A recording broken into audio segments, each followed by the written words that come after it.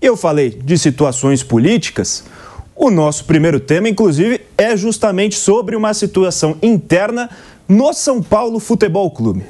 Lá no começo de outubro, nós repercutimos aqui na programação da Jovem Pan que o Conselho do Tricolor aprovou a criação de um FIDIC, que é um fundo de investimento em direitos creditórios, uma forma da diretoria tricolor tentar amenizar a dívida que já quase bate R$1 bilhão no São Paulo Futebol Clube. A ideia era captar 240 milhões de reais para tentar amortizar essa dívida, mudar o perfil da dívida e aí, então tentar reajustar a situação financeira do tricolor para ter futuramente, em 2030, um centenário muito mais saudável nos cofres lá da Barra Funda. Só que agora, 2 meses depois, a situação já começa a tomar um rumo um pouquinho diferente. Por quê? Esse FIDIC também previa um teto de gastos do Departamento de Futebol do São Paulo, ou seja, em 2025, teria um limite de gastos que estava estipulado em 350 milhões de reais. Esses gastos para salários, para encargos, direitos de imagem, contratações e tudo mais que tivesse relacionado ao futebol. 350 milhões. Mas a informação do PVC ontem em live do UOL é que o Departamento de Futebol do São Paulo Futebol Clube já tenta renegociar esse valor. Alega que é impossível gerar o futebol com esses 350 milhões previamente estipulados e assinados. Já está assinado o São Paulo, que fechou com o grupo Galápagos para gerir esse fundo de investimentos, esse FIDIC, e agora tenta renegociar esse valor.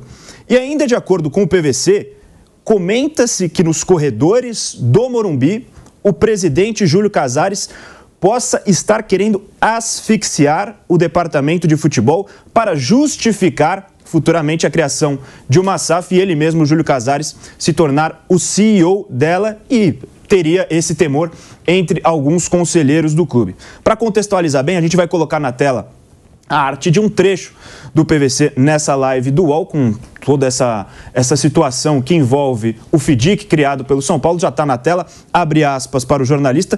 Tem um conflito aberto entre presidência e departamento de futebol do São Paulo. O que a gente suspeitando? Que o Júlio Casares pode desidratar o futebol em 2025 e dizer: precisamos virar SAF. E quem é o CEO? Ele mesmo. O São Paulo, através das suas redes sociais, depois, mais tarde, publicou uma nota oficial, já no fim da noite de ontem, assinada justamente pelo Departamento de Futebol, contestando essas informações publicadas sobre o FIDIC, sobre o teto de gastos para 2025 e também sobre um possível desentendimento entre o presidente Júlio Casares e a diretoria e o Departamento de Futebol. Temos a nota aí também na tela para a gente contextualizar tudo direitinho, porque o São Paulo publicou o seguinte: o Departamento de Futebol do São Paulo Futebol Clube vem, por meio desta, contestar as informações veiculadas na imprensa nesta tarde. O Departamento de Futebol teve uma reunião com os gestores do Fundo Galápagos para buscar soluções para o cumprimento do teto orçamentário de 350 milhões de reais por ano, encontro este considerado positivo por todos. Agora, o clube projeta manter o time competitivo e iniciar o projeto de equilibrar finanças com o apoio irrestrito do Departamento de Futebol. É importante também reforçar que não há qualquer desentendimento do Departamento de Futebol com o presidente Júlio Casares. Sobre o déficit deste ano, o Departamento de Futebol desconhece um prejuízo oriundo do clube social. Por fim, o Departamento de Futebol desconhece quaisquer assuntos alheios e projetos políticos, assinado por Carlos Belmonte, Rui Costa, Nelson Ferreira e Fernando Bracali Ambrogi. Esta a nota do São Paulo Futebol Clube. Vanderlei Nogueira, muito boa tarde para você. Uma situação que já mexe com os ânimos do torcedor, que via a criação desse FIDIC há 2 meses, míseros 2 meses, tinha a esperança de ser uma solução para essa situação financeira do São Paulo e agora já começa a mudar um pouco. Essa esperança já começa a tomar um rumo de desconfiança, Vanderlei. Boa tarde para você. Boa tarde para você, Boni, para o Flávio Prado, para o Piperno, para todos vocês que estão nos acompanhando em mais uma edição do nosso Bate Pronto. Com relação a esse tema do São Paulo, a gente, quando surgiu a primeira informação que estava sendo criado um fundo para ajustar as contas a vida financeira do São Paulo, eu pelo menos falei aqui, meus companheiros também falaram mais ou menos nessa linha, de que a ideia é muito boa. Mas a gente, antes de aplaudir, tem que esperar um pouquinho para ver se vai funcionar efetivamente, se na prática vai funcionar. O time, é bom lembrar, né?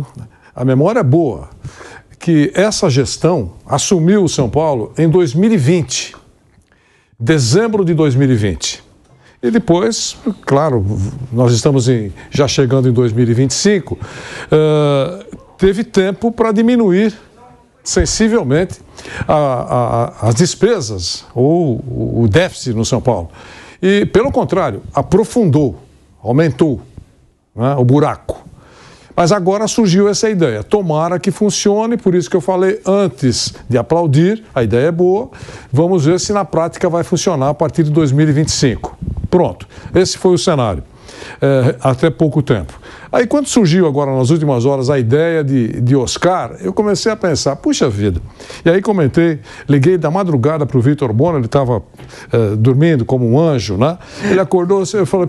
Descansando? Descansando, eu preciso desabafar com alguém, Boni. Vou ligar para você. Liguei para o Piperno, chamou, não atendeu. É outro que quando dorme, o sono dele é muito profundo. Aí eu falei, eu preciso desabafar com alguém. Eu falei, ô Boni, vamos admitir que o assunto Oscar prospere. E ele, depois de ter um patrimônio hoje, dizem, de 600 milhões de reais, não é brincadeira, né? Com o jogador muito bem pago, naquele período de fartura que pagava o futebol da China, ele decida fazer um voto de pobreza. Oscar, voto de pobreza, Nepal.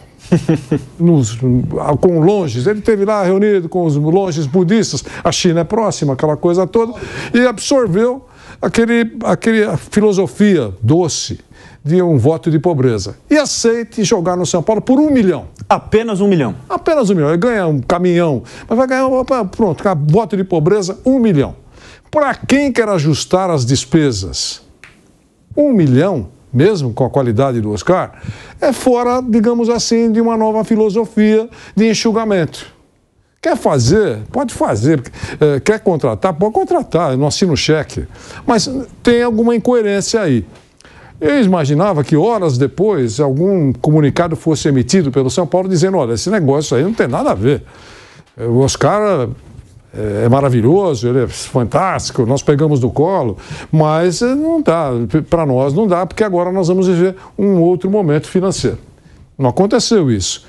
Depois apareceu um depoimento do nosso queridíssimo Oscar para o André Pilhal, dizendo que não, olha, eu gosto do São Paulo, mas eu vou continuar longe do Brasil por problemas pessoais. Pronto, assunto encerrado. Agora surgiu essa notícia do PVC.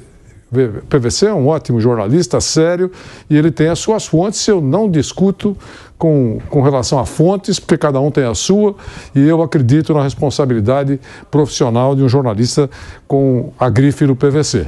Pronto.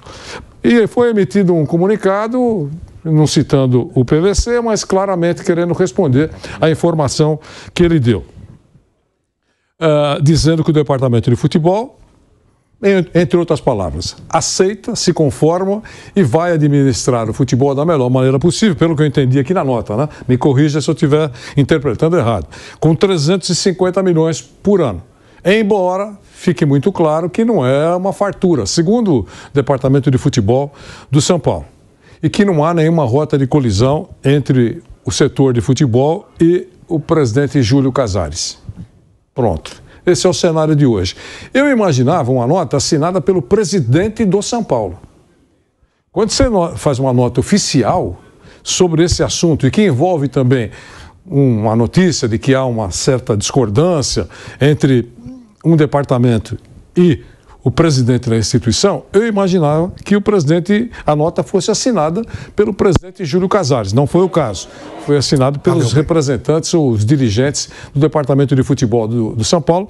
O titular é o Carlos Belmonte, que é um homem forte, parceiro de todas as horas na área política do presidente Júlio Casares. Dizem que já não estão se entendendo mais profundamente, mas de qualquer maneira eu esperava uma nota assinada pelo presidente do São Paulo, o presidente Júlio Casares. Então, o que vai acontecer com o São Paulo? Resta aguardar um pouquinho. A ideia de um enxugamento financeiro é muito boa, mas eu falei aqui e repito, antes de aplaudirem, aguardem para ver se isso efetivamente vai acontecer. Normalmente falam uma coisa, de uma maneira geral, e fazem outra. No futebol, especialmente, isso é uma marca registrada de quase todos os cartolas. Então é isso, respondendo a sua pergunta, Boni, eu entendo que o São Paulo tem que fazer mais com menos. Não adianta, fazer com dinheiro todo mundo faz, ou pelo menos procura fazer, contrata jogadores importantes. O São Paulo precisa enxugar e comunicar isso claramente à sua torcida. A torcida que realmente interessa. Porque hoje, por exemplo, eu li em várias postagens que o silêncio da principal torcida do São Paulo é ensurdecedor. O que é verdade, não é? Então, mas o verdadeiro torcedor pensa com a sua cabeça e avalia. Se você quer fazer um enxugamento mais rigoroso, você precisa claramente dizer isso ao distinto público e não querer gastar mais e tentando convencer esse fundo que quer controlar as contas de que precisa faturar aquele setor um pouco mais. É isso, Boni. Então é isso. Antes da gente pegar as opiniões do nosso Fábio Piperno e também do Flávio Prado, para a gente trazer um pouco mais de contextualização para essa situação do São Paulo com o FIDIC, após a nota publicada pelo São Paulo Futebol Clube, o PVC publicou um texto em sua coluna também. A nossa produção preparou uma arte com alguns trechos que é importante a gente colocar no ar aqui, porque são informações interessantes também, dizendo sobre tudo que acontece nos bastidores, né, nas paredes que falam no São Paulo Futebol Clube. Esse primeiro trecho, abre aspas, no São Paulo as paredes têm ouvidos e boca, porque os números e as teorias se espalham em reuniões de grupos políticos que por vezes têm 40 homens juntos, incapazes de guardar a língua dentro da boca. As informações não saem do centro de treinamento da Barra Funda, onde há gente leal ao presidente. Escapam pelos corredores do Morumbi, onde foram debatidos dados do Fundo de Investimento em Direitos Creditórios, o FIDIC, criado pelo presidente Júlio Casares com as gestoras de investimentos Galápagos e Outfield. Aí a segunda arte que a gente tem preparada, abre aspas de novo, a crise política do São Paulo ganhou relevância depois da divulgação pelo Finanças do Esporte de que há divergências entre o que o futebol gasta, quanto terá de gastar e os limites impostos pelo fundo, sem sair do centro de treinamento. Só para respirar, sem viagens e hospedagens, o departamento exige 340 milhões de reais. O teto de gastos é de 350 milhões. Então, as paredes do Morumbi, que têm ouvidos e boca, contam que há divergências porque o time de futebol não pode deixar de ser competitivo. E, por fim, a terceira arte que a gente tem preparada, no Finanças do Esporte, no canal UOL, não se disse que Júlio Casares deseja asfixiar o departamento de futebol para justificar a criação de uma SAF e se tornar CEO dela. O que se disse foi que nos corredores do Morumbi e não no centro de treinamento da Barra Funda, comenta-se que isto poderá acontecer.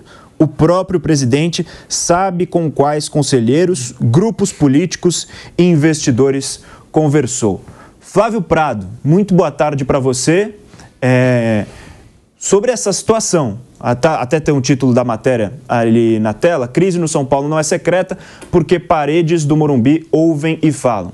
Flávio Prado, boa tarde para você. Boa tarde. O que você acha sobre toda essa situação? O FIDIC, que antes era tratado e visto, até pelo presidente Júlio Casares, como uma forma de reestruturar financeiramente o São Paulo Futebol Clube, e até foi dito, né? O projeto era ter um São Paulo saudável em 2030, quando acontece o centenário. Alguns projetos já começaram pensando no próprio centenário do São Paulo.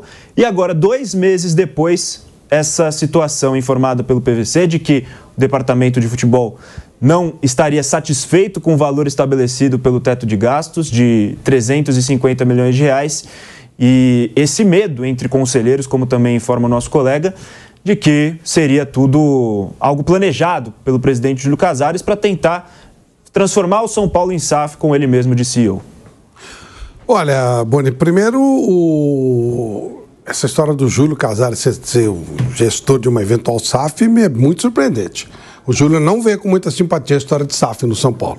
Eu converso com ele há muito tempo e ele sempre fala assim, nós estamos avaliando, porque quanto custa o São Paulo? Em terrenos, em propriedades e tal. E eu lembro quando o Morumbi estava sendo construído, lá atrás o São Paulo falava assim, não temos time, mas temos patrimônio. O São Paulo ficou de 57 até 70 sem ganhar nada, porque ele estava construindo. Então era sacrifício. O São Paulo foi construindo pouquinho em pouquinho e tal, e foi uma coisa legal, bonita, que todas as torcidas ajudaram. Por isso, durante muito tempo, os carnês, né, que o pessoal comprava, o Morumbi era o estádio de todos. Ali disputavam as finais, Corinthians, Palmeiras, Santos, enfim.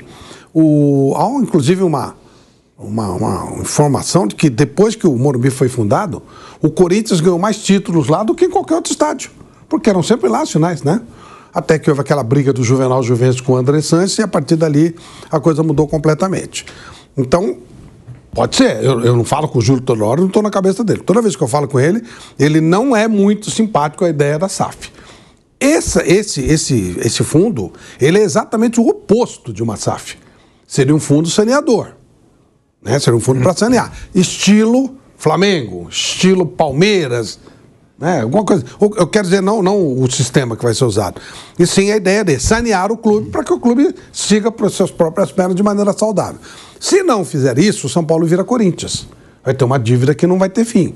Porque virou uma coisa ilusória. Parece que o Corinthians terminou o ano muito bem. Dentro do campo, sim, mas aumentou a dívida. Vai chegar uma hora que isso vai explodir.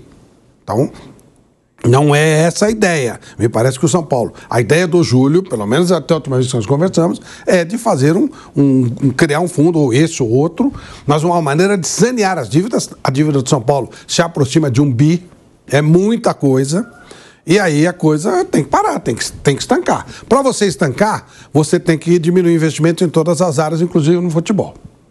E aí o São Paulo corre o risco de ter outros anos, que teve esse ano, sem ganhar nada. Ele já não ganhou nada investindo muito. Se ele não investir muito e sanear o clube e não ganhar nada, vai repetir o mesmo que ele fez neste ano, onde também ele não ganhou nada. Ele ficou um tempão sem ganhar nada e aumentando a dívida. Aí pintou aí mal e porcamente um campeonato paulista e depois veio aquela Copa do Brasil. E a custa de muito gasto. Lembra que o São Paulo trazia aquele jogador, aquelas coisas malucas, trouxe o Hernandes 2, 3 vezes, né? Trouxe jogadores que estavam... Nossa, gastava dinheiro pra caramba. O Pato voltou também uma terceira vez. Aí Rames Rodrigues, essas coisas tudo muito loucas. Tá vendo que eu tô envolvendo todos os caras, não é só o Júlio também. Aquelas doideiras, né, de você querer fazer um time grandão pra ganhar título. Aí ganhou um campeonato paulista, um paulistinha... E olha o preço disso. Coloca no papel quanto custou esse Paulistinha e a Copa do Brasil que o São Paulo ganhou nos últimos anos. E entra no ano que vem sem favoritismo, investindo ou não investindo. Não é melhor você estabilizar e depois, quando você virar protagonista, você vira para valer? Você fica... Quem são os favoritos do ano que vem? Palmeiras, Flamengo. E o Botafogo, eventualmente, dependendo do que vai acontecer, que pode ter uma dissolução do time. Por quê? Porque eles estão estabilizados, né? Alguém aponta o Corinthians como favorito do ano que vem? Claro que não. São Paulo, não. E gastam muito. Então, sanear o clube é uma coisa fundamental. E tem horas que o presidente também... Eu sei que o São Paulo mudou muito, né? O São Paulo que eu conheci era um clube de um grupo, né, de conselheiros de altíssimo nível. Ao contrário de agora, que tem um ou outro, mas a maioria, né, é torcedor arquibancada. Era um grupo que eles chamavam de conselho consultivo, era uma coisa legal. Presidente de conselho, só cardeais. Cardeais, era uma coisa. O Citadino até brincava, né? Câmara dos Lordes e tal. E era um negócio extraordinário. E aquele grupo comandava o São Paulo. Depois do Juvenal Juventus, virou uma várzea, né? E aí começou a ter gente de tudo quanto é lado. Isso pode ser bom, democrático? Não sei. A prática não tem mostrado para o São Paulo. São Paulo tinha um grupo que comandou durante muitos anos, fez inclusive um Morumbi. Esses cardeais surgiram a partir do Dr. Paulo Machado de Carvalho, lá atrás, quando ele transforma o São Paulo num time grande, trazendo o Leandro da Silva, e aquele grupo foi crescendo, trazendo pessoas de um alto nível, até que chegou o Juvenal Juventus e esculhambou tudo. O São Paulo precisa ter... Ele é um festival de partidos políticos pequenos, insignificantes, mas que fazem barulho no grupo. Então tem um grupelho de 7, faz um barulho enorme, tem um grupelho de 8, faz um barulho enorme. Só que na hora de eleger um presidente, ele precisa desses grupelhos. Então ele tem que ser dele, tem que dar satisfação. Mas eu acho que tendo poder, sendo presidente, chega uma hora que você tem que chegar e falar, olha, vai ter que ser desse jeito. Se o Paulo Nobre tivesse colocado em votação as ideias dele quando ele chegou no Palmeiras, o Palmeiras estava até agora endividado. Ele chegou e resolveu. O grupo do Bandeira de Melo chegou e fez. Tem horas que você tem que fazer. Mesmo que sugere desgaste político lá na frente. Tem horas que você tem que fazer. E eu acho que é a hora do Júlio, sabe, chegar e falar, tá na hora do São Paulo resolver a vida dele. Ou assumir que ele vai ser o Corinthians do futuro. Porque só tem essas duas opções. Ele pode escolher ser o Palmeiras ou ser o Corinthians. Estou falando em termos de estrutura financeira, tá? Ele tem dois caminhos a escolher. Ou ele quer ser o Palmeiras, ou ele quer ser o Corinthians. Se ele optar pelo Corinthians, deixa. Continua contratando, para ver o que vai acontecer. Se ele optar pelo seu Palmeiras, ele vai ter estabilidade. Eu acho que não dá nem para discutir. Ah, mas o conselheiro X acha. Não interessa o que ele acha, pô. O cara que cuida da bote é que cuida da bote. O cara que cuida do banheiro é que cuida do banheiro. Mas esses caras todos têm poder de voto. Só que agora chegou um momento que tem que, sabe, tem que se impor. Tem que chamar a responsabilidade. Para que o São Paulo possa virar um Palmeiras em termos de estabilidade. E não um Corinthians totalmente desestabilizado financeiramente. E corre muito risco de ficar cada vez mais para trás do São Paulo Futebol Clube. Agora, Piperno, boa tarde para você. O que chama a atenção bastante nessa história é que esse FDIC já foi criado, já foi assinado, aprovado pelo Conselho logo no começo de outubro. Segundo dia de outubro, já tinha sido aprovado pelo Conselho do São Paulo a criação do FDIC, já assinado, e nessa assinatura estava estabelecido que o teto de gastos para o Departamento de Futebol do São Paulo seria de 350 milhões. Mês, né? A temporada, o ano. Chama a atenção... 10, 12 milhões por mês. Não, uns 30 por mês. 30 por mês. Pô, 30 por mês para não ganhar nada? É. Não é melhor diminuir para 15 e não ganhar nada? Ou diminuir para 10 e não ganhar nada? Não ganha nada. Não ganha nada. Ele custou 30 milhões por mês e não ganhou nada. Os caras estão achando ruim? Esse ano, por exemplo, o São Paulo foi... Não, agora? Rápido. Mas tem eu não razão. vou atrapalhar o Piperno. Só um detalhe. O São Paulo, por exemplo, foi absolutamente horizontal. Ele foi no primeiro turno... Ele teve no primeiro turno 56% de aproveitamento e terminou o campeonato no segundo turno com 56% de cabo a rabo. A dona Carmen, era uma vizinha minha que eu tinha na Zona Leste, ela falava para mim assim, é aquela água de chuchu, sabe como é que é? Ou água de salsicha. Não tem gosto nenhum, não tem gosto. Então, o São Paulo foi um time que não provocou fortes emoções, Roberto Carlos, em algum momento. De cabo a rabo. Pelo contrário, aqui no programa mesmo, nós podemos esquecer as coisas que nós falamos, mas aqueles que nos acompanham não esquecem. Falei várias vezes, o torcedor do São Paulo que vai ao Morumbi tem uma certeza, vai sofrer. Mesmo ganhando, o torcedor vai sofrer. O Boni foi várias vezes ao Morumbi e me registrava lá, eu estou notando aqui o comportamento da torcida, com o coração na mão, do começo ao fim. Mesmo ganhando, era uma vitória com sofrimento. Não tem jogo tranquilo. Não tem jogo tranquilo. Então, São Paulo foi assim. Agora, nós estamos falando de grana, certo?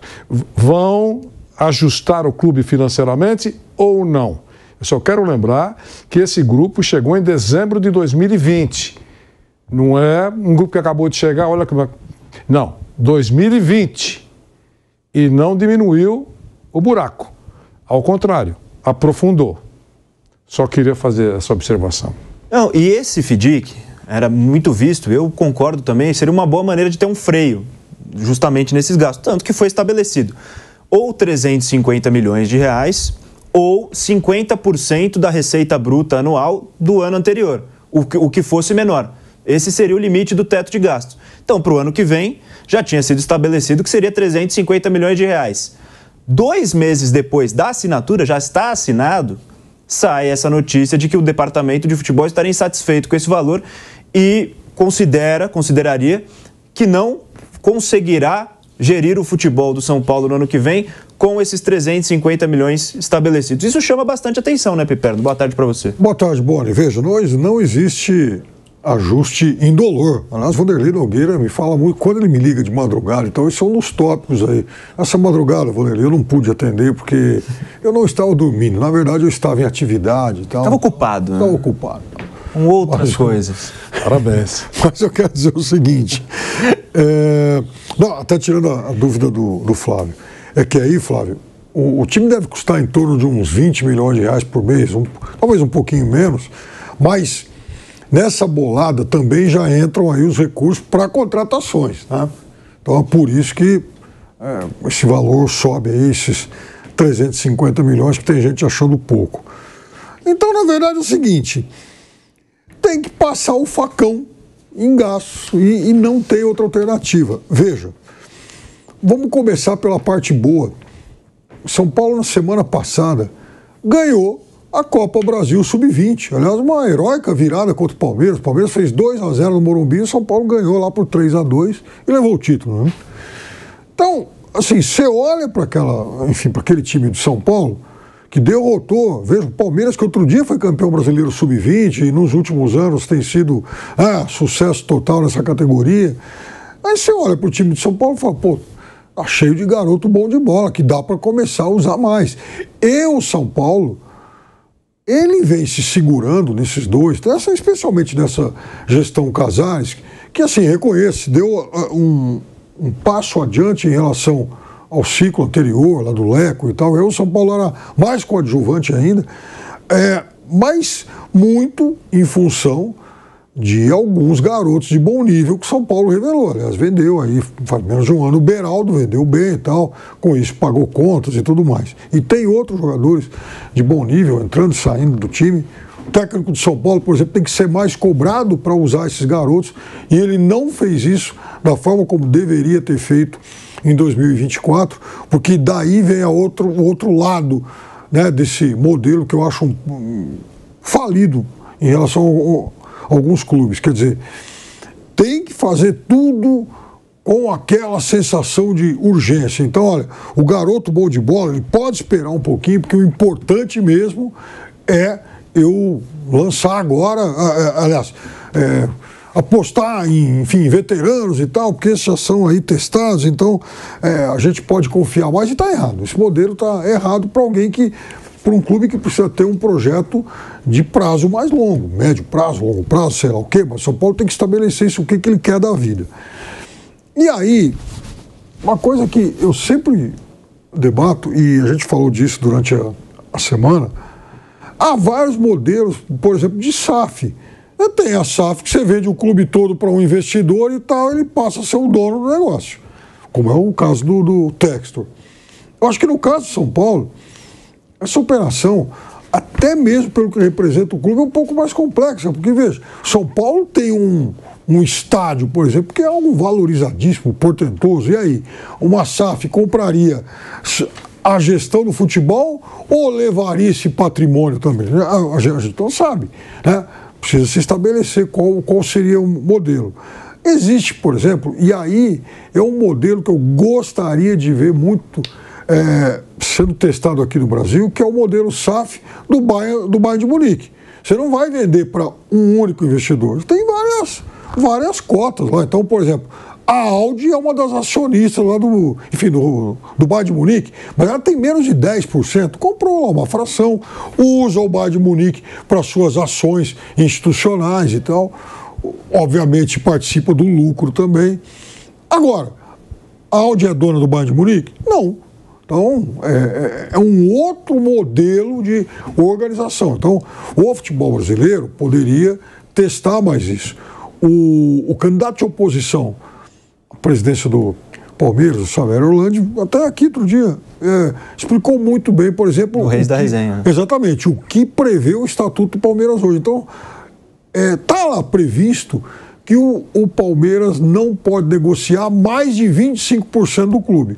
Ok, mas vamos imaginar que apareça lá o Nogueirópolis, eu quero comprar 10% do Palmeiras. Então o Conselho vai avaliar se esse negócio é importante ou não, se vale a pena ou não, mas, ou seja, já há essa previsão sem que o clube abra mão da sua independência, do seu controle. por que não o São Paulo, por exemplo? Eu acho que esse fundo é uma boa, enfim, uma boa ideia. Os participantes entrariam também com a possibilidade de ganhos, se o fundo se mostrasse rentável, e permitiria ao clube também um colchão, assim, uma outra fonte para investimentos, investimentos que ele, por seus próprios recursos hoje, ele não pode fazer. Então, o São Paulo tem que estar consciente disso. Agora, veja, no começo do ano, eu dizia que eu achava que o time de São Paulo não era lá muito melhor que o do Novo Horizontino, que, aliás, foi... terminou à frente do São Paulo no Campeonato Paulista. Foi o Novo Horizontino que eliminou o São Paulo, inclusive. Foi. Né? Então, depois fez uma semifinal dura contra o Palmeiras, 1-0 e tal. Naquele momento era um Novo Horizontino com o Rômulo e tal. E mesmo assim, você vê, o Novo Horizontino de novo bateu na trave, quase subiu. A exemplo do ano passado, faltou só um ponto. E ainda porque nesse ano, eles desabou no final, nos 3 últimos jogos, fez um ponto só. Tá claro que o São Paulo também melhorou um pouco, tal, né? Então, digamos que o São Paulo seja um pouco melhor. Mas o Bruno Prado lembra sempre um negócio, eu converso muito com ele fora do ar, que assim, no futebol brasileiro, você pega esse bolo aí e vamos colocar o São Paulo como a linha de corte. Você pega do São Paulo até o Atlético Mineiro, que ficou lá em 12º, 3º do Campeonato Brasileiro, a diferença não é muito grande.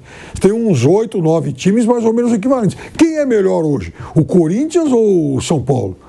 O time do Corinthians era muito ruim até o final do primeiro turno, quando chegaram esses reforços. Então, hoje o Corinthians deu, acho que um passo à frente. Mas é outro que também não tem, na minha avaliação, um modelo sustentável. Mas você vê, com 2, 3 jogadores, você faz um time melhor que aquilo que o São Paulo tem hoje.